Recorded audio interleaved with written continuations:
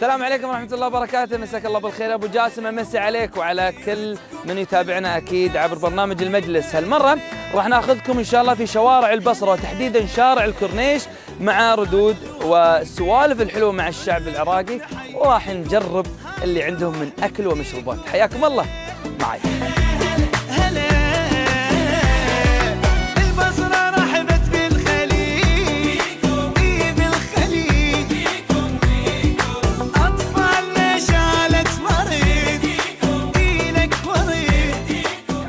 اللي عندك من مأكولات ما شاء الله، يشوف الناس يروحون ويردون عندك. حياكم الله. عندنا ذرة، عندنا فينجر، عندنا عرنوس، عندنا لفات همبرجر. شو العرنوس؟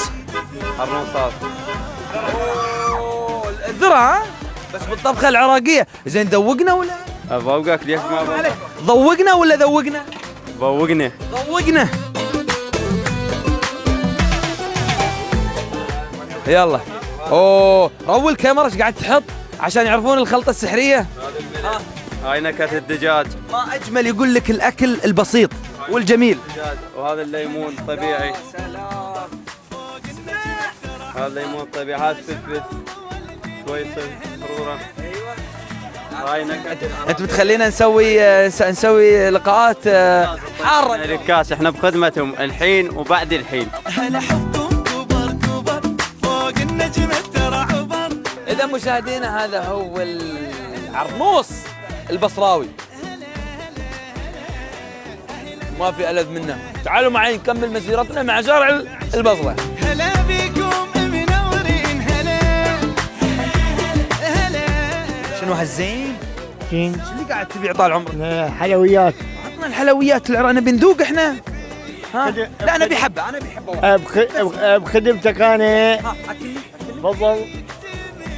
والجماعة كلها. الجماعة كلها. يقول لك السكر ما ياكل لك سكر. لا وانت سكر. لا. 100 ليه. ما يصير تاكلني وما اكل. اذوقك. رحم الله والديك. واحد. ها ايوه. رحم الله والديك. الله يعطيك العافيه. يا ربع اللي يبي يسعدني يشتري من عند الله يخليكم. يلا خلونا نساعد بعض. هلا نورتوا ديرتكم، هلا بالناس الطيبه. هلا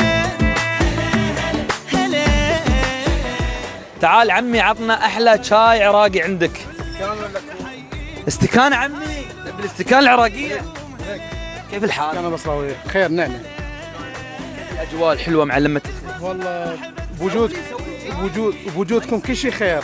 يا حبيبي يا حبيبي. بعد روح. الحين راح نجرب الشاي العراقي. شو اللي يميز الشاي العراقي بصراحه؟ لان نكهته غير عن عن الشاي الثاني. يختلف كل شيء. شنو الاشياء؟ كهيل كهاي كاجواء الحطب وهاي.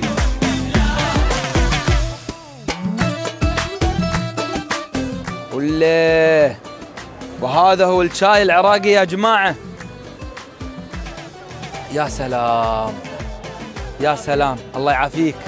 خوش شاي والله عمي، خوش شاي.